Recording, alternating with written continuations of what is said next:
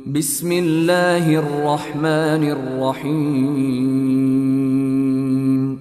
Kemudian ketika menyembelih ya, menyembelih binatang, kita ucapkan apa? Bismillah, enggak perlu doa yang panjang-panjang banget ya.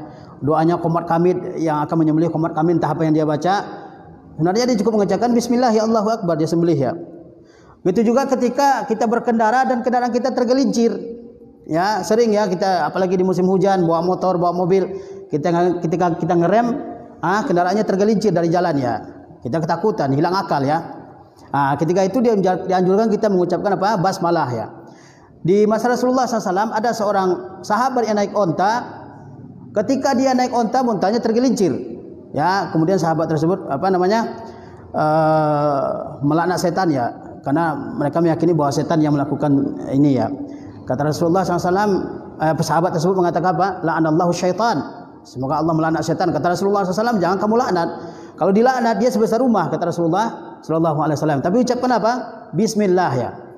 Bismillah. Jadi ketika kendaraan kita tergelincir, mungkin kita lagi ngantuk atau perjalanannya tergelincir, kita ucapkan apa? Bismillah ya. Bukan astagfirullah ya. Sebagian orang mengucapkan astagfirullah. Ada lagi astaga ya, tidak tahu apa astaga ya. Astaga ini tidak tahu dari mana asalnya ya. Tidak ada zikir-zikir dengan astaga ya. Begitu juga ketika kita akan naik kendaraan ya, naik mobil, naik motor, naik kapal, naik pesawat, kita ucapkan apa? Bismillah. Sebagaimana Allah mengatakan apa? Bismillahi majreha wa mursaha ya. Bismillahi majreha wa mursaha. Taib. Kemudian apa beda antara Ar-Rahman dengan Ar-Rahim? Ar-Rahman, Ar-Rahim. Karena Allah mengatakan Bismillahirrahmanirrahim ya. Ar-Rahman ada beberapa pendapat ulama tentang masalah ini ya. Pertama, ulama mengatakan Ar-Rahman itu adalah sifat zat. Ar-Rahman adalah sifat zat Allah Subhanahu wa taala ya. Sementara Ar-Rahim dia sifat fi'li, sifat fi'il Allah Subhanahu wa taala. Jadi harus ada yang dirahmati oleh Allah Subhanahu wa taala ya. Namanya apa? Ar-Rahim ya. Sebagian Allah mengatakan wa kana bil mu'minina Jadi Ar-Rahim ini adalah sifat fi'il ya, terkait dengan perbuatan Allah Subhanahu wa taala mengasihi dan menyayangi alam semesta ini. Kemudian ada lagi mengatakan bahwa Rahman itu rahmat Allah SWT yang umum, baik orang kafir, orang mukmin, diberi oleh Allah SWT. Seperti misalnya Allah memberikan kita oksigen untuk bernapas, siapa saja, orang mukmin atau orang kafir ya. Gitu juga misalnya makanan dan minuman diberikan oleh Allah SWT kepada semua makhluk, manusia, hewan ya, tumbuh-tumbuhan dan seterusnya, ikan di lautan. Ini namanya bagian dari sifat Ar-Rahmannya Allah Subhanahu wa taala ya. Sementara Ar-Rahim itu adalah rahmat Allah SWT yang khusus bagi orang-orang yang beriman. Seperti misalnya Allah memberikan hidayah ya. Jadi orang beriman dia mendapatkan hidayah, dia mendapatkan rahmat Allah SWT yang umum dan dia mendapatkan rahmat Allah yang khusus. Rahmat Allah yang umum seperti tadi makanan, minuman, oksigen, kesehatan dan seterusnya ya. Sementara Ar-Rahim itu rahmat Allah yang khusus bagi orang-orang yang beriman saja. Seperti hidayah ya. Hidayah yang Allah SWT berikan kepada kita ini adalah bagian dari sifat Ar-Rahimnya Allah Subhanahu wa taala ya. Karena banyak orang yang hidup di tengah-tengah ilmu tapi tidak mendapatkan hidayah, sebagaimana Abu Jahal dan Abu Lahab ya, Umayyah bin Khalaf. Itu tetangganya Rasulullah SAW, bahkan pamannya Rasulullah SAW. Begitu juga anbiya yang lain ya.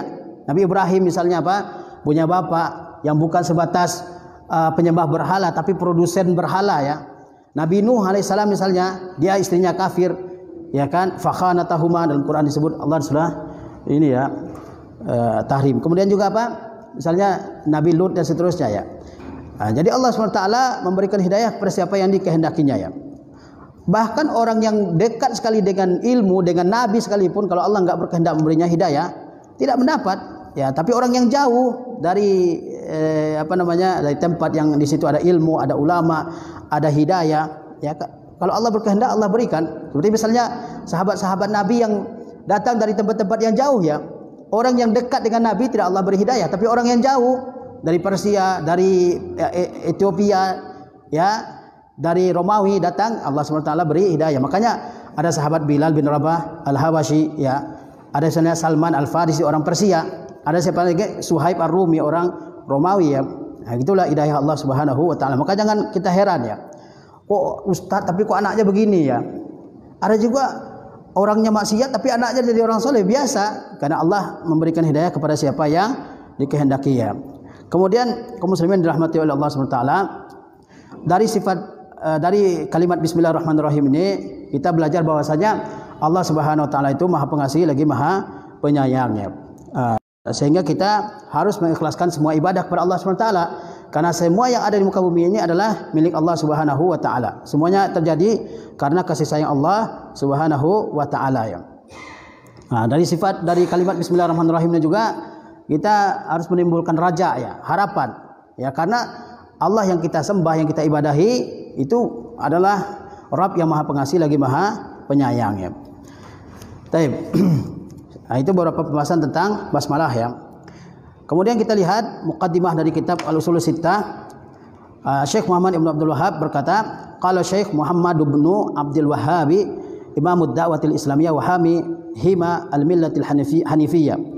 Kata beliau, min a'jabil ujabi wa akbaril ayati ad-dallati ala qudratil malikil ghallabi sittatu usulin bayyanaha Allah Ta'ala bayanan wadihan lil awami fauqa ma yazunnu zannuna summa ba'da zalika ghalita fiha katsirun min azkiya'il alam wa uqala'i bani adama illa aqallul qalil ya.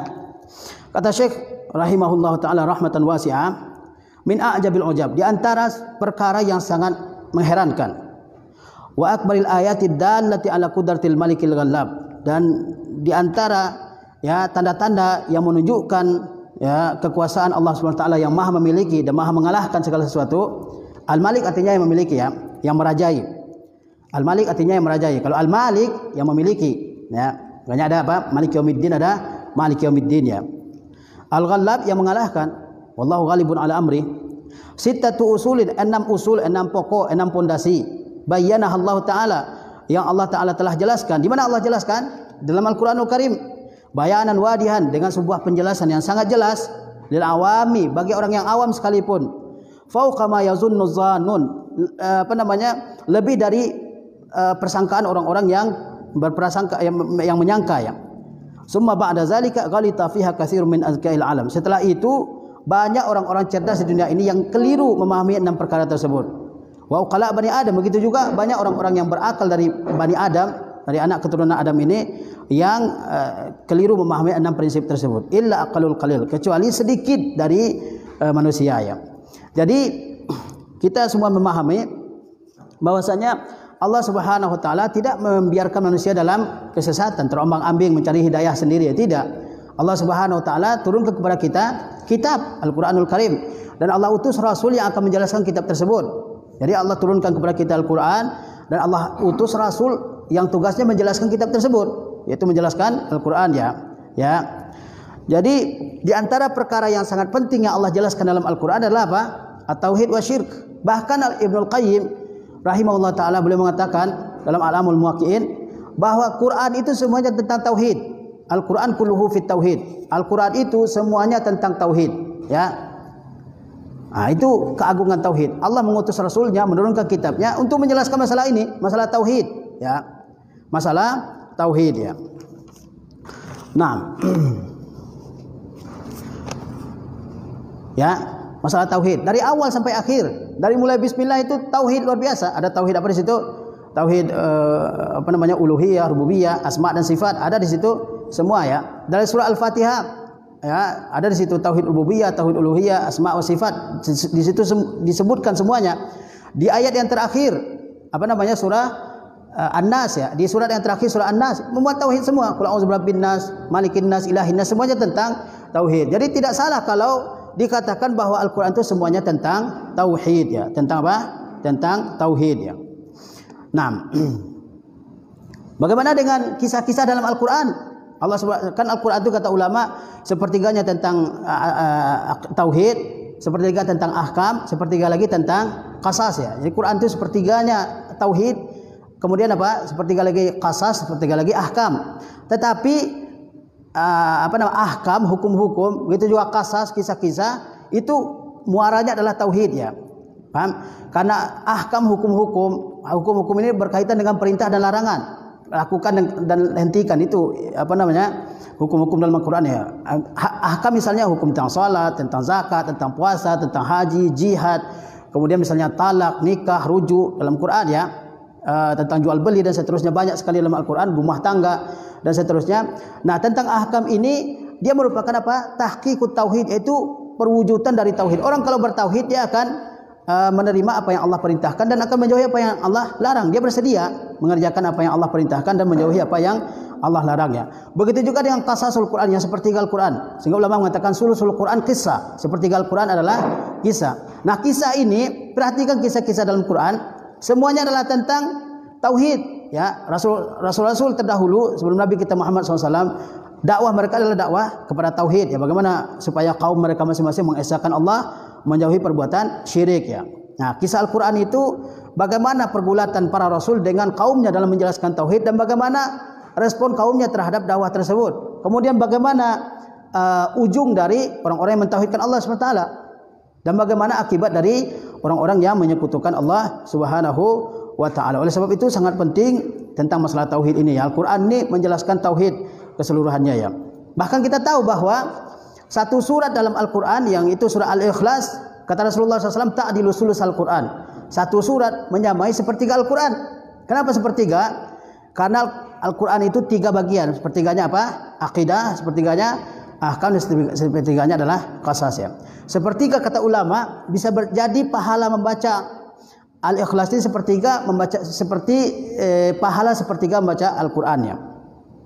Atau dikatakan bahwa isinya adalah sepertiga Al-Quran, karena tadi kita jelaskan bahwa sepertiga Al-Quran adalah tauhid ya. Demikian. Dan surah Al-Ikhlas ini dia hanya membicarakan satu saja, yaitu apa? Tauhid. Oleh sebab itu disebut surah Ikhlas, padahal tidak ada kata ikhlas di dalamnya. Tidak ada disebut kata ikhlas ya. Ayatnya qul huwallahu ahad, Allahus samad, lam yalid wa lam yulad wa lam yakul lahu kufuwan ahad ya. Nah, tidak ada kata ikhlas. Tetapi kenapa disebut ikhlas? Karena dalamnya hanya membicarakan tentang tauhid ya. Karena tauhid itu artinya mempersembahkan, memurnikan segala ibadah hanya kepada Allah Subhanahu wa ta'ala. Oleh sebab itu kita penting sekali mengetahui manzilatul tauhid ya, kedudukan tauhid ini dalam agama kita. Meskipun orang misalnya amal solehnya sangat banyak, dia banyak bersedekah, salat, puasa sunat terus menerus ya. Tidak ada puasa sunat yang dia lewatkan, ya kan? Dia membantu fuqara, membantu orang-orang miskin, akhlaknya baik, ucapannya baik, ya kan?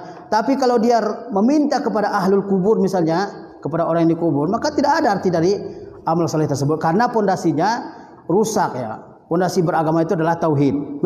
Dan begitu juga sebaliknya, orang yang bertauhid mengesahkan Allah Subhanahu wa taala dalam setiap ibadah, meskipun amalnya sedikit, Allah Subhanahu wa taala akan keluarkan dia dari neraka kalau Allah Subhanahu wa taala menghisapnya ya. Begitu. Jadi sangat penting bagi kita untuk memahami tauhid ini ya. Oleh sebab itu juga ketika kita diajak oleh orang untuk mengikuti suatu jamaah misalnya, maka lihat dulu. Kan kita kadang-kadang bingung ya, jamaah ini terlalu banyak ya. Terlalu banyak jamaah ini, jamaah fulanah ya. Ormas ini dan ormas itu. Kita kadang-kadang diajak untuk ikut ya. Dengan ajakan-ajakan dari orang-orang yang telah masuk ke dalamnya. Maka kita lihat apa yang pertama kali mereka dakwahkan. Kalau yang mereka dakwahkan seperti dakwahnya nabi-nabi, yaitu tauhid ya, mengikhlaskan ibadah kepada Allah Subhanahu wa taala, kemudian juga meninggalkan segala kesyirikan, dan juga agar mengikuti sunnah Rasulullah SAW dalam segala sisi kehidupan, maka itu adalah jamaah yang benar ya. Tapi kalau pertama-tama yang diberdakwahkan tentang politik, bagaimana supaya berakhlak yang mulia, bahkan ada yang menjauhi, jangan ngomongin masalah tauhid dah. Itu membuat hati jadi keras, membuat kita berselisih, membuat kita bertengkar. Kalau begini, jangan pernah diikuti ya. Karena banyak orang yang seperti ini, jangan ngomong masalah tauhid, jangan ngomong masalah syirik, jangan mengkritik masalah beribadah kepada kubur, kepada wali-wali yang saleh ya. Kalau seperti ini, tinggalkan sejauh-jauhnya, karena dia telah meninggalkan dasar ya. Jadi agama itu seperti beberapa kotak yang ditingkat ya. Ada beberapa kotak yang kita kardus misalnya, kemudian kita tingkatkan beberapa tingkat ya, letakkan bertingkat-tingkat. Nah, di bawahnya adalah tauhid ya, di atasnya misalnya salat, zakat, puasa, haji, jihad dan seterusnya ya. Kalau tauhid ini kardus yang paling bawah ini kita cabut, yang di atasnya kerubuh semua, ya kan?